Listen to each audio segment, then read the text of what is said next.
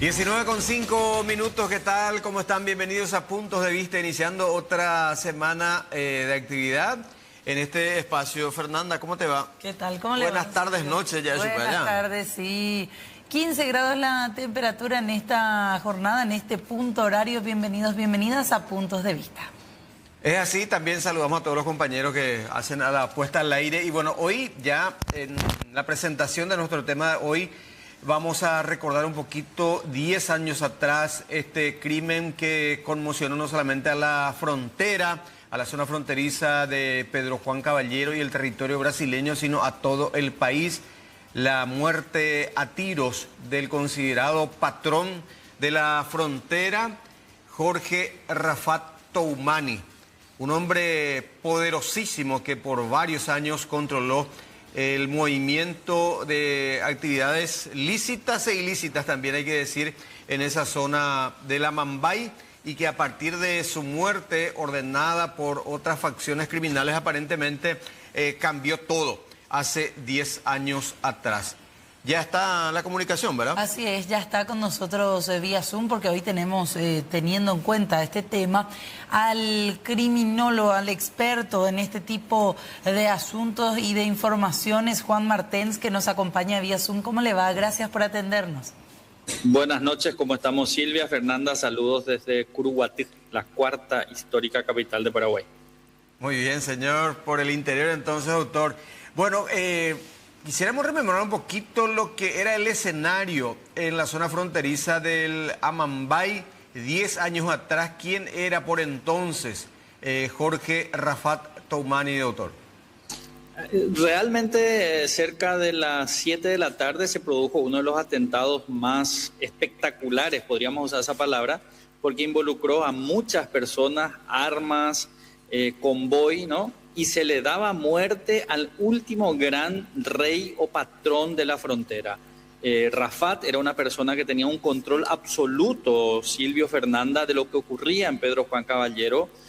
Cualquier persona que quería dedicarse al mundo ilegal, en ocasiones a lo legal, debía pedirle autorización a Rafat. Rafat cobraba un porcentaje a todas las personas, incluso llegó a establecer el cobro de $1 por cada cubierta vendida. O sea, era una persona con esa capacidad de tener un monopolio absoluto del mercado ilegal, hasta que un día como hoy, hace 10 años, la alianza entre el primer comando de la capital y el comando Vermelho, dos grandes grupos criminales brasileños. Antagónicos. Antagónicos, pero que se pusieron de acuerdo porque Rafat era el enemigo en común. Lo asesinaron con un .50 que fue capaz de agujerear su camioneta blindada y producirle instantáneamente la muerte de Silvio. Fernando. Justamente estamos repasando, te cuento, doctor, imágenes de archivo, eran las cámaras de circuito cerrado de la zona, porque Rafat se movilizaba en esa portentosa camioneta Hammer blindada, como decías, y tenía también un séquito de seguridad con él en aquella tarde-noche. De hecho, uno de sus jefes de seguridad, Aguacate, quedó como un heredero de jefe de sicarios, hasta que hace poco lo mataron también, pero el control que tenía Rafat era tal que incluso a 60 kilómetros de Pedro Juan Caballero tenía instaladas cámaras y sabía que alguien estaba llegando y entrando a la ciudad. Tenía cámaras de videovigilancia instaladas por todo Pedro Juan Caballero.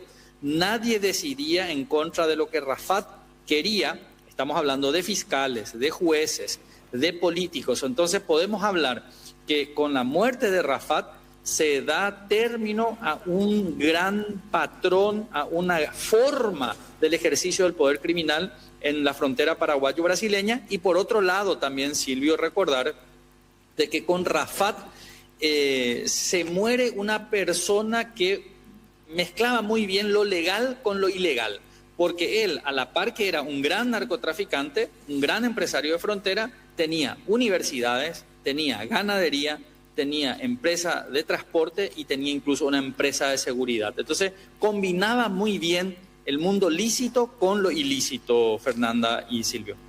Y por eso hablamos de que se terminó una era, se cierra una era, o hay todavía vestigios, podemos decir, acerca de cómo era su forma básicamente de delinquir y de trabajar, si cabe el término, entre comillas, en la zona fronteriza?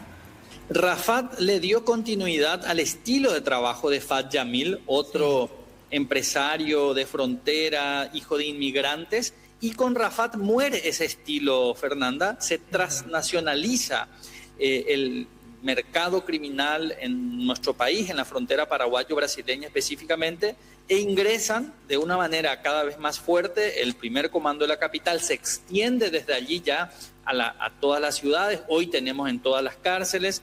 El Comando Vermelho vuelve a tener mayor preeminencia, si bien su zona de influencia sigue siendo la frontera paraguayo-brasileña en Chamambay, Canindeyú y los estados de Paraná y Mato Grosso del Sur, pero definitivamente con Rafat muerto se inaugura una etapa de transnacionalización, de expansión del crimen organizado, hasta podríamos decir de democratización, porque el control que tenía Rafat era tal que nadie podía dedicarse si él no lo autorizaba y si él no cobraba. Hoy, sin embargo, ese mercado es mucho más flexible, es mucho más amplio, hay más personas, hay emprendedores que, por tanto, estamos hablando de un mercado más abierto, Fernanda y Silvio. Y analizando un poco desde ese aspecto, obviamente ninguna de las dos opciones es la adecuada para un país que se precie de tener una buena seguridad por sobre todo, ¿verdad? Ni esa democratización de la delincuencia, ni la concentración pura del poder en manos de una persona desde el punto de vista... Un solo jefe mafioso. Claro, de un solo jefe mafioso, pero ¿contra cuál de estas dos estructuras sería para un Estado más fácil luchar? Si tenemos que analizar un poco desde ese aspecto. Lo que pasa es que ninguna de las estructuras, tanto las transnacionales como las locales, pueden funcionar por fuera del Estado totalmente. Necesitan estas estructuras la cooperación de funcionarios corruptos, necesitan de las instituciones, necesitan del ámbito legal. Por eso es que en la ultranza vimos, por ejemplo, cómo estaban involucrados políticos, ministros del Ejecutivo, agentes de aduana, empresarios exitosos. O sea, la imbricación institucional siempre es necesaria. Entonces, lo que necesitamos siempre es un Estado fortalecido y por sobre todo con capacidad de interceptación económica, porque el poder de estos grupos, el poder de estas empresas criminales es la gran cantidad de dinero que tienen. Entonces, en cualquiera de los modelos, un Estado con inteligencia, con tecnología y con capacidad de interceptación de activos es lo que permite efectivamente avanzar hacia la desestructuración de este tipo de estructuras criminales. Ahora, ¿qué pasó de todos los bienes acumulados por Rafat a lo largo de tanto tiempo allí operando y teniendo el control absoluto en Pedro Juan Caballero, doctor? Estamos hablando de negocios ilícitos también, de gran envergadura, el rubro de la agroganadería, en fin, como una suerte también de lavado de activos provenientes de los crímenes a sueldo, varias situaciones que le atribuyeron en su momento a él. ¿Qué pasó de todos esos bienes, digo? Y lo siguen disfrutando sus herederos impunemente. En esa época incluso ni siquiera teníamos la Secretaría. No teníamos Senavico. No teníamos Senavico, Silvio. En esa época era mucho más fácil ser, digamos, patrón de frontera. Las universidades que fundó Silvio, Fernanda, siguen. Hoy su ex esposa es rectora de una de estas universidades. Por eso es que muchas veces incluso desde la criminología hablamos de narcouniversidades incluso, porque esa estructura permanece, se transformó, pero sigue mimetizada dentro del esquema legal actualmente. Volviendo un poquito a ese día del atentado, y me aparece acá el nombre de un ex militar, ex policía brasileño, Sergio Lima dos Santos. Él fue el encargado de operar esa ametralladora calibre .50, una ametralladora capaz de derribar incluso helicópteros, y que tuvo que realizar varios disparos para superar ese blindaje bastante potente de la camioneta de Rafat. ¿Quién era Sergio Lima dos Santos, doctor? Era un policía Y estos grupos criminales tienen la ventaja, digamos, en su estructura de convocar a personas especialistas para este tipo de actividades. La Policía Federal brasileña dice que la muerte de Rafat, los preparativos costaron $1 millón. Porque estábamos hablando de un hecho que no podía fallar ya habían intentado matarlo a Rafat, no pudieron, entonces se aliaron y empezaron a organizar bien. Entonces, convocaron a personas de todo el universo criminal, se presentó esta que tenía experiencia en este tipo de armas, tenía formación militar y fue el que ejecutó esos disparos que logró la muerte inmediata de Rafat. Él fue detenido, encarcelado en la agrupación especializada. No tengo la información en este momento si sigue en la agrupación o se... Tiene una condena de 35 años entre la pena principal y la medida de seguridad que se le aplicó en su momento. O le llevaron a otra penitenciaría, pero en su momento se mantuvo con un temple, digamos, tranquilo, con un semblante de una persona profesional en ese tipo de actuaciones, Silvio. Sí, porque estamos hablando de un fusil que tiene un peso de 100 kilos aproximadamente que se tuvo que sellar, digamos, montar sobre una estructura metálica en el interior de esa Fortuner que le pasa, digamos, en el recorrido a la camioneta de Rafat y allí comienza a realizar los disparos hasta neutralizar a su objetivo, ¿verdad?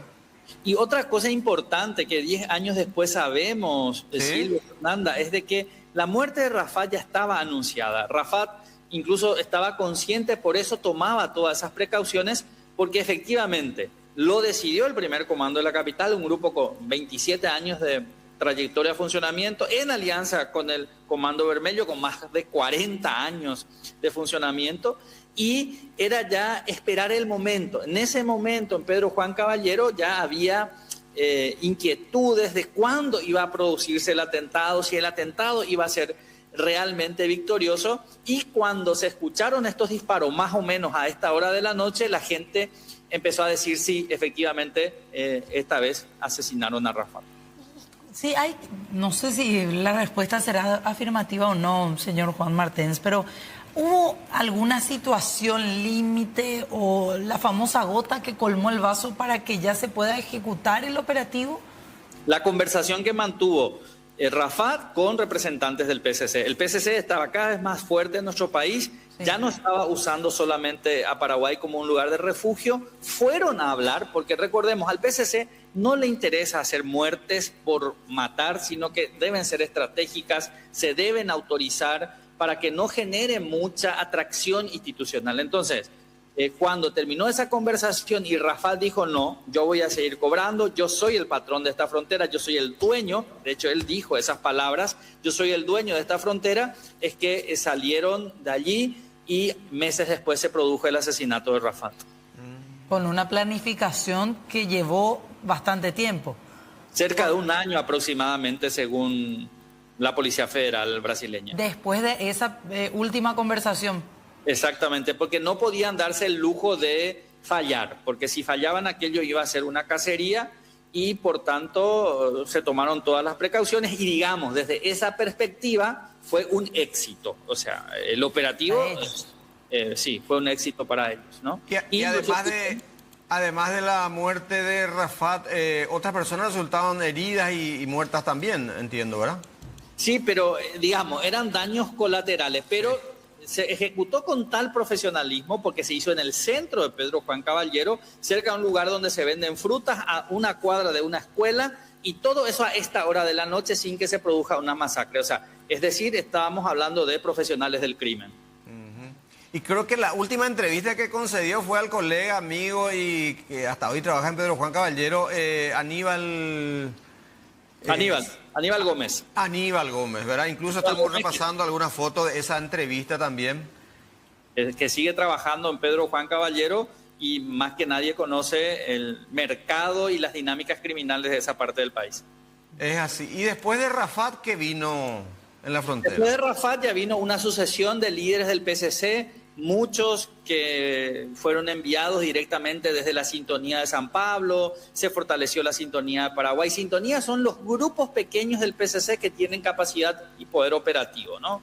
Después tuvimos grandes como otras personas que fueron detenidas, fueron desarticuladas, extraditadas otras, pero desde entonces, digamos, ese vacío que quedó fue llenándose con grandes empresarios del crimen que fueron mimetizándose con gremios de abogados, gremios de jueces, masonería, y que hasta hoy siguen realizando sus negocios en esa parte del país. O sea, esta ruta es muy importante porque es la zona de ingreso de cocaína al mercado brasileño. Ajá. El mercado brasileño, para tener una idea, solamente en San Pablo tiene 45 millones de habitantes. O sea, estamos hablando de una capacidad de consumo gigantesca y que la mercadería viene desde Bolivia, aterriza en zona del Chaco en ocasiones, en otras veces en San Pedro, Concepción y mismo Amambay, y a partir de allí ya siguen por carretera a los mercados de San Pablo, Paraná, Río de Janeiro, que son los grandes consumidores de mercaderías ilícitas del Brasil, Silvio. Y este esquema que continúa, digo, el esquema de tráfico internacional de drogas y otras mercancías. Lastimosamente continúan. A la gran producción de cocaína se sumó el gran centro de distribución internacional de cocaína, tráfico de armas, tráfico de seres humanos, tráfico de otras mercaderías prohibidas en Brasil, permitidas en Paraguay, electrónica, cigarrillo, hasta tircipatida se trafica ahora.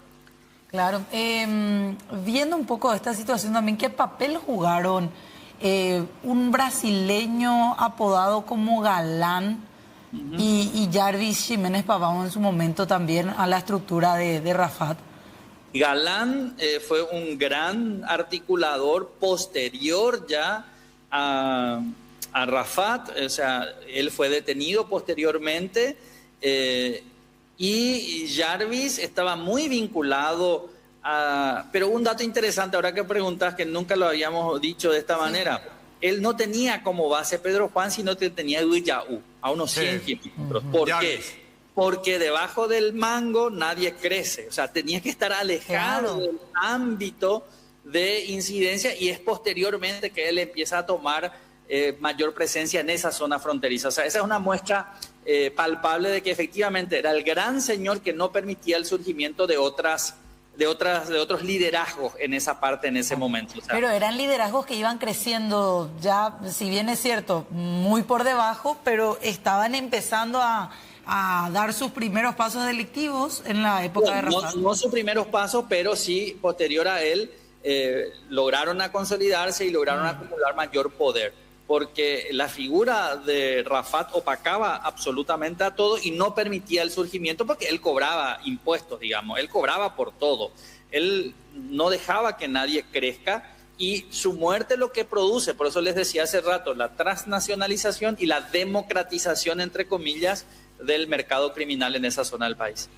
Perdón, sí. Galán estaba más relacionado al PCC, también tenía contactos. Galán era efectivamente uno de los de alta jerarquía del PCC, y recordemos que el PCC se estructura de una manera muy jerárquica, claro, y las personas van asumiendo roles y liderazgos. O sea, Galán era una de esas personas, y muchas otras que vinieron posteriormente, pero ya no tuvieron esa capacidad de hegemonía ni de control absoluto.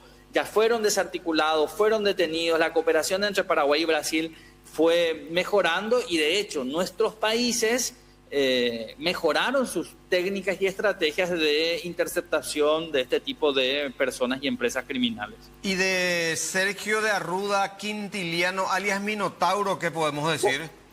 Otro de los que intentó ocupar la silla que dejó vacía Rafat, pero que no estuvo mucho tiempo y fue detenido efectivamente posteriormente, Silvio.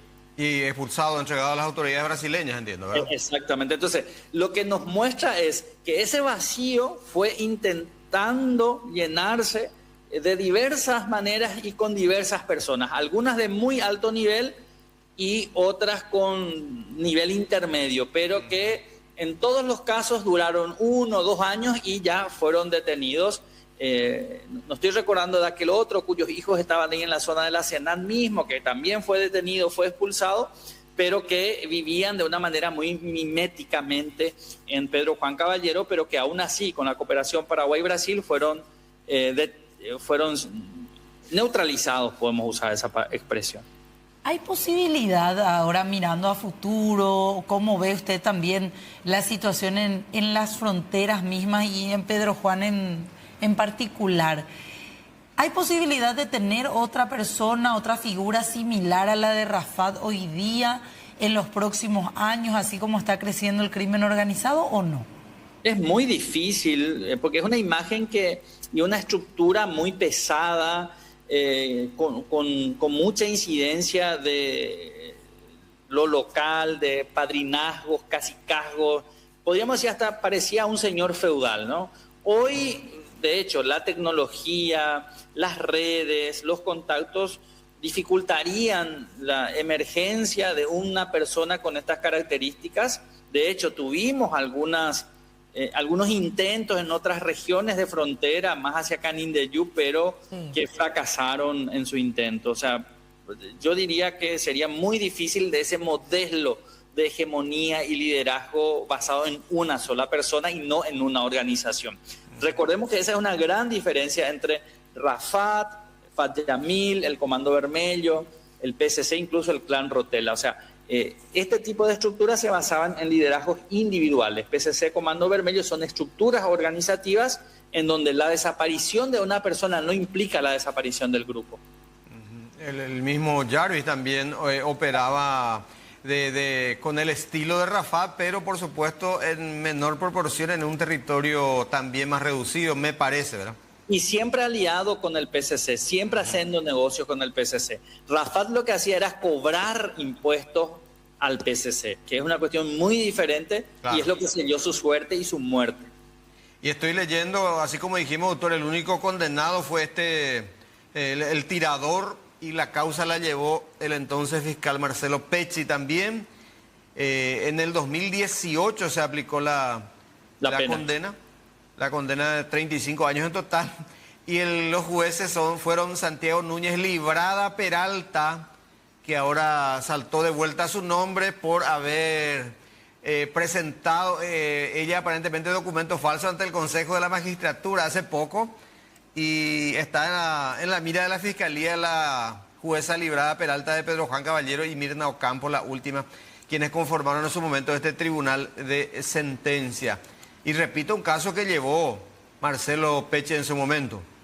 Claro, o sea, por eso estamos diciendo que todas estas experiencias llevaron a que nuestro país se estructure de una manera diferente, que se cree la Secretaría de Bienes Comisados, que es central, porque la lucha contra estas grandes estructuras criminales pasa más que nada por la incautación de los activos, que es lo que los hace poderosos y posibilita la cooptación institucional y la compra de voluntades de funcionarios fiscales, jueces, policías y toda la estructura estatal, Silvio y Fernanda.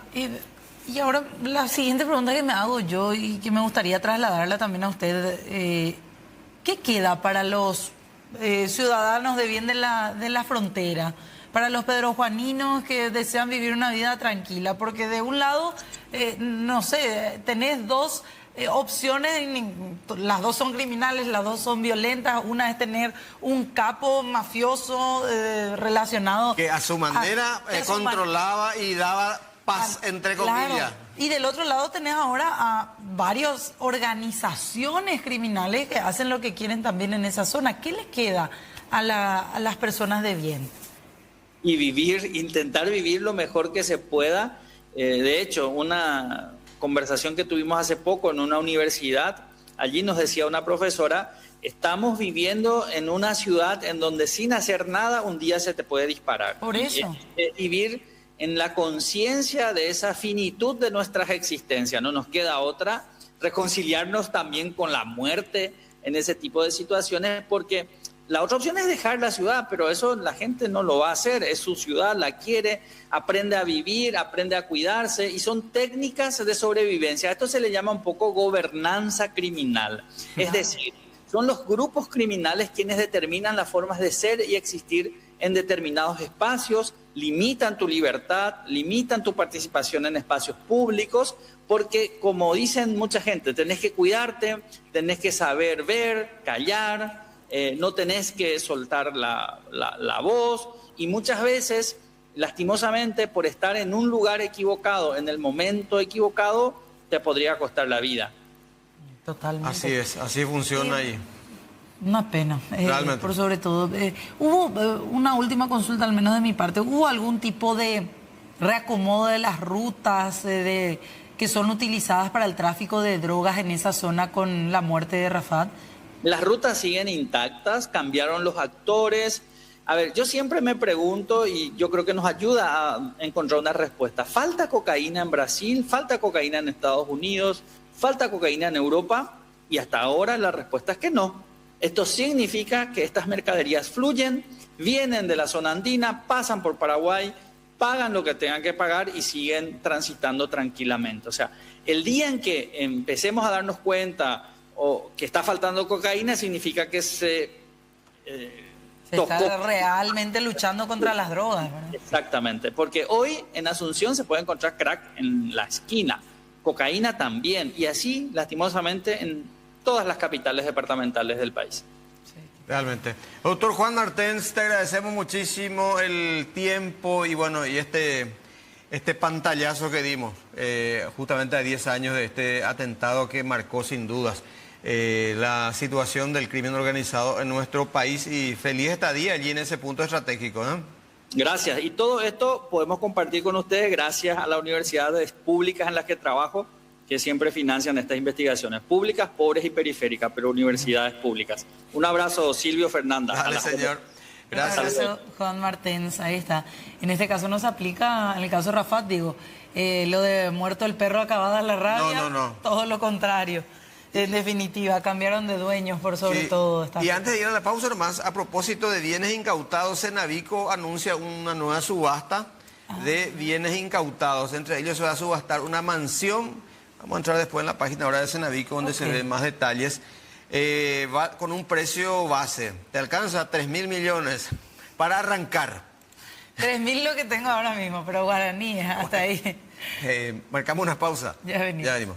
7 continuamos con más aquí en Puntos de Vista y tenemos que hablar de una situación preocupante que se daba a conocer al día de hoy y que tiene que ver con títulos relacionados a títulos presuntamente falsos.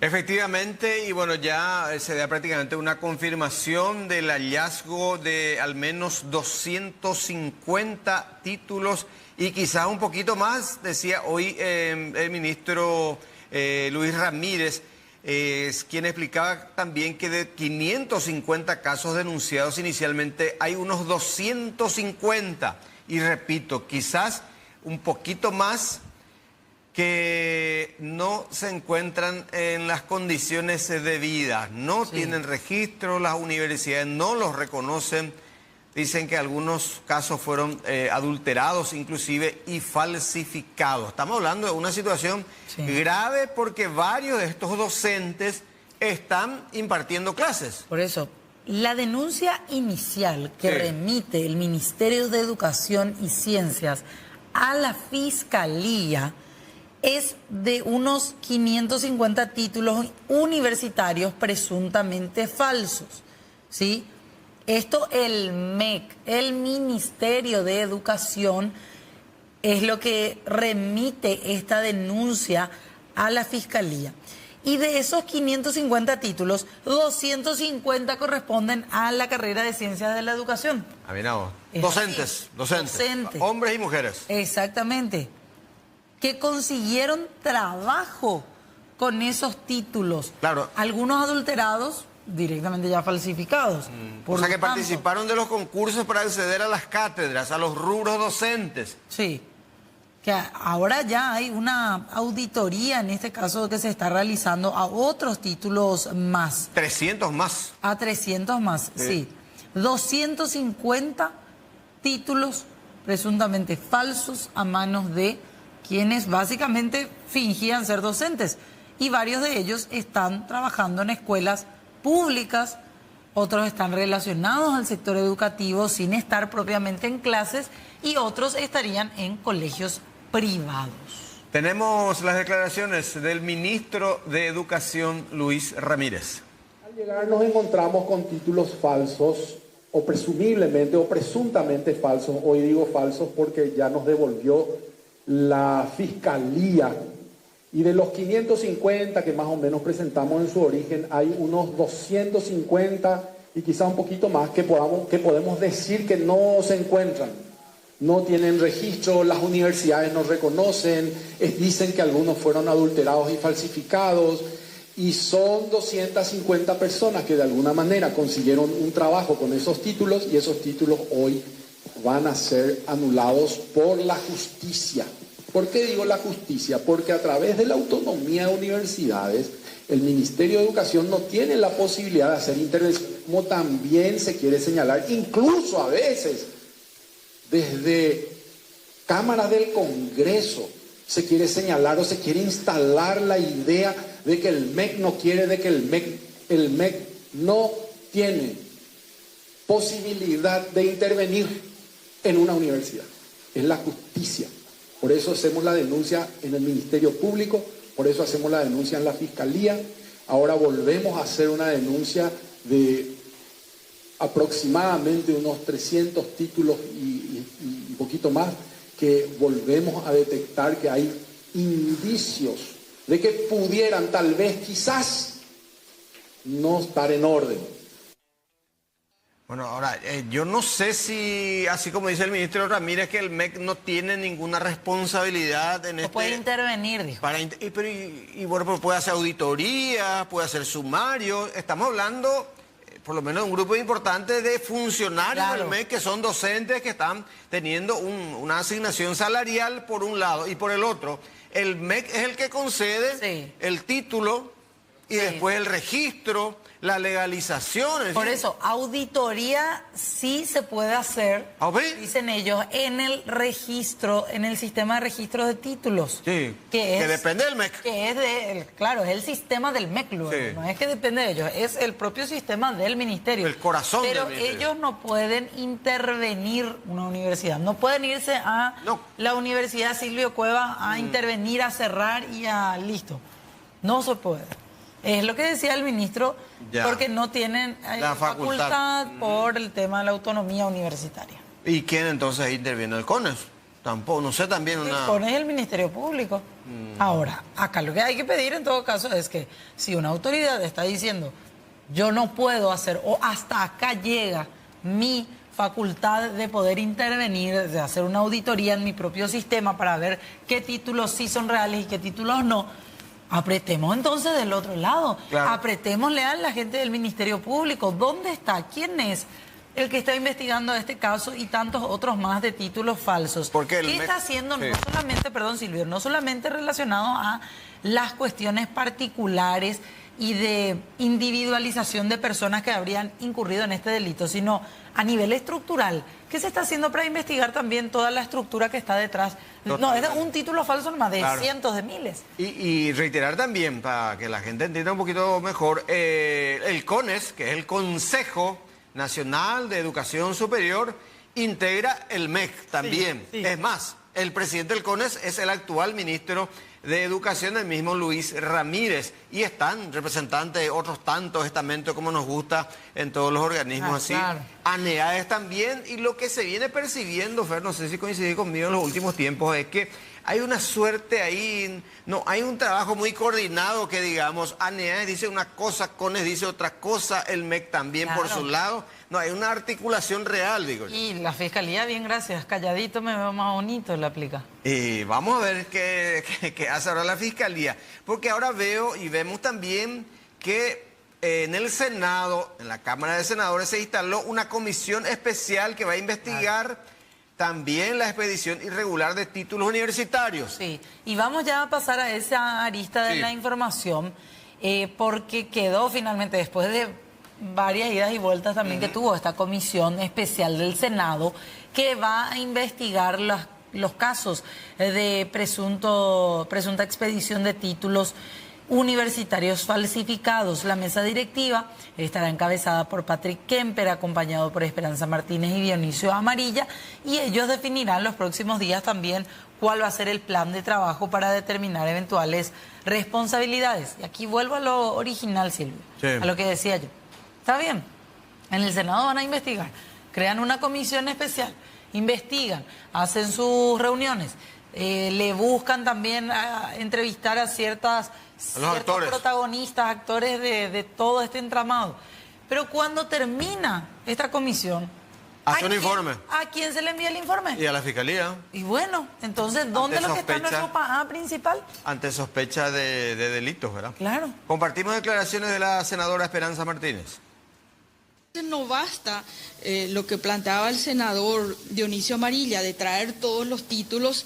El listar los títulos no nos garantiza saber qué hay detrás de los títulos. Hay que ir por universidad entonces, ¿no? Hay que ir a través de, yo decía, comenzar con la sudamericana, establecer una metodología de investigación y después vos me traes una denuncia y decís que el título de fulano de tal universidad, y entonces vamos a esa universidad y le aplicamos el mismo rigor científico para saber si esa universidad está actuando bien o no, y producto de eso va a salir el título. En esta metodología de trabajo también convocar a las autoridades que habilitan. Pero por supuesto, acá van a tener que venir el Ministerio de Educación, el CONES, la NEAES, incluso las propias universidades que estén investigadas, etcétera. Y hay que hacer, yo insisto, hay que hacer una metodología, como se hizo con la mafia de los pagares.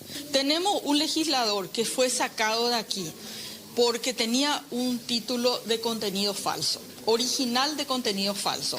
Esa universidad duró 4 años y se extinguió y produjo 2.500 títulos. Todos los 2.500 títulos tienen que ser producto de una investigación que demuestre. Puede ser que a lo mejor no funcionó la carrera de Derecho, pero sí funcionó la de Psicología, no sé. No me quiero adelantar para no plantear prejuzgamiento, pero es altamente sospechoso y vamos a tener. Y todo lo que resulte de esta investigación, sea quien sea el que tenga un título, hay que proceder a anular esos títulos. Hablamos también de esta propuesta del diputado liberal Jorge Ábalos Mariño. Ahí está el documento que presentó a sus pares en la Cámara Baja, un proyecto de ley para conceder pensión graciable. Sí. A doña Felicita Arrúa, ella es la madre del joven dirigente liberal asesinado en la sede partidaria durante la crisis del 31 de marzo, Rodrigo Quintana. Doña Felicita, recordamos también, quedó viuda hace poco ante el fallecimiento de su esposo, don Fidelino Quintana, padre de Rodrigo, que recordamos también falleció sin haber encontrado una justicia plena por la absurda muerte de su hijo en los pasillos de la sede del PLRA.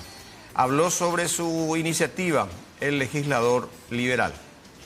Primero hay que aclarar que don Fidelino Quintana estaba recibiendo una pensión graciable.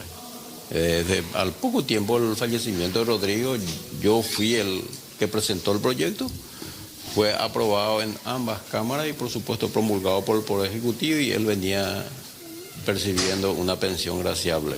Como se sabe, la pensión graciable no se extiende a ningún heredero. Entonces yo entendí y creí necesario, porque conozco la situación de la familia, volver a presentar un nuevo proyecto para que esta vez la beneficiaria sea la viuda de don Fidelino. Quedó prácticamente ella desamparada. Es así, o sea, es una familia que no tiene, digamos, económicamente. Es cierto que está recibiendo la pensión al adulto mayor. Ella viene percibiendo esa pensión justamente dada su situación de carencia, ¿verdad? Pero como eso es un monto muy relativo, muy poco, la pensión que está recibiendo don Fidelino es 2,5 millones, y lo que nosotros pretendemos es que a partir de prosperar esta ley, ella pueda percibir esta pensión y en ese caso se cancela la pensión del adulto mayor que ella venía recibiendo. Yo, por mi parte, absolutamente, o sea, así es desde un principio, o sea, nosotros le consideramos siempre a Rodrigo Quintana como un prócer que dio su vida por la democracia. Bueno, se entiende un poco mejor entonces la iniciativa de don Jorge Ábalos Mariño, explicando que el papá de Rodrigo venía percibiendo una pensión de 2.500.000 y ahora lo que se pretende, si bien legalmente no se traslada esa pensión, en la práctica usar ese mismo recurso para doña Felicita Arrúa, la madre de Rodrigo. Entonces nos representaría una erogación adicional. Sí, no lo que ya existe, la plata que ya iba para el señor directamente ahora ya a la viuda, ¿verdad? Así mismo. Bueno, cambiamos de tema. ¿Qué tal estás, don Silvio Cuevas, usted que es padre? Sí. Para que el Día del Padre tenga una fecha fija y ya no sea el tercer domingo de junio. Que sea una fecha específica y ya después no importe si cae el lunes, martes, miércoles del Día del Padre. Sí, porque ahora con el tercer domingo tenemos de repente... Ahora con el Día del Padre ahora se recuerda el tercer domingo de junio, que algunos años el tercer domingo puede ser el 16. Yo propongo una fecha concreta, o sea, una fecha para específica. El día específica para el Día del Hombre paraguayo y luego otra fecha específica para el Día del Padre. Pero hay luego el Día del Hombre. También, ¿verdad? No se acuerdan nomás nadie, pero es un detalle, bueno, ¿verdad? Sí, coincido con esa posibilidad, aunque leí por ahí que era en memoria de Gaspar Rodríguez de Francia y ahí ya no me cerró la historia. A mí me llama la atención por lo siguiente. ¿Qué pasa? La diputada Virina Villanueva es la que propone este cambio en el Día del Padre. Ella dice y propone que el Día del Padre sea el 16 de junio específicamente. Y argumenta que elige esa fecha para otorgar una conmemoración y darle un sentido histórico y cultural al Día del Padre. Y lo quieren vincular con la figura del doctor José Gaspar Rodríguez de Francia, porque él es reconocido como el padre de la nación paraguaya. El padre de la patria. Ahora, el padre de la patria. Ahora, yo me pregunto por qué el 16 de junio, porque llegó a mañana. Doctor Francia con nacer PTI 6 de enero. Sí. Oma no PTI 20 de septiembre. Diputado. Entonces, ¿por qué el 16 de junio? En fin. Sí, habría que preguntarle. Es un proyecto que está dando vueltas ahí por la Cámara de Diputados. Hay algunos legisladores que no están tan de acuerdo con esta iniciativa. Escuchamos lo que decía Luis González Vázquez. Para mí particularmente el tercer domingo de cada junio es una fecha ya tradicional y también nos afectamos a más feriados, ¿verdad? No podemos llenarnos de feriados en el país, ¿verdad? Es una opinión particular. Creo que los domingos los padres generalmente estamos con toda la familia en casa y no veo la necesidad realmente de generar nuevamente un feriado. No, en ese sentido, por ejemplo, no figura un feriado, pero si es que en caso de que llegue a pasar o plantear, pero ya va a ser, por ejemplo, el 12, para el Chaco 20, la Jurada de la Constitución y el 16 también ahí. Y por eso. Es decir, indudablemente si decimos que es Día del Padre, pues no podemos festejar por un día laboral, no va a tener sentido, ¿verdad? La idea es que como padres podamos integrarnos nosotros con la familia y los domingos creo que es el día ideal. Y en 8 días, 3 feriados, es mucho. No, imposible. ¿No acompañaría entonces? Particularmente no, yo pienso que muchos feriados no nos van a dar el crecimiento que queremos como país, ¿verdad? Más bien tenemos que tratar de generar más empleos y la generación de más feriados para el empresariado va a ser siempre algo que nos van a acompañar tampoco, ¿verdad? Bueno, ahí está.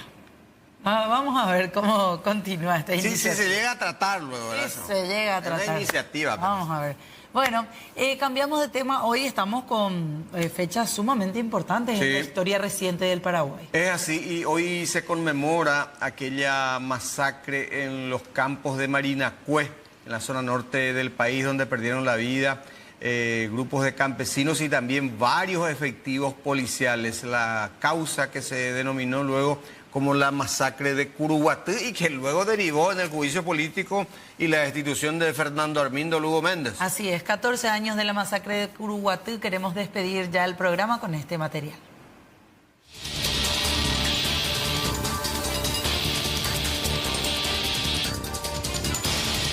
La tensa mañana del 15 de junio del año 2012 en Marinacue, Canindeyú, anticipó lo que sería minutos después uno de los episodios más sangrientos en la era democrática del Paraguay, la masacre de Curuguatú. El predio de unas 2.000 hectáreas de extensión de la comunidad Marinacue estaba ocupada por poco más de 150 campesinos, cuyo desalojo fue ordenado por el Ministerio del Interior.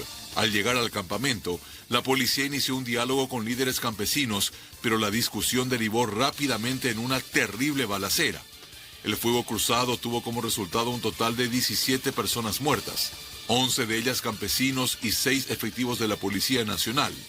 Unas 80 personas también resultaron heridas y más de 60 labriegos fueron detenidos. Las imágenes de archivo ayudan a dimensionar parte de lo ocurrido en aquella desgraciada jornada.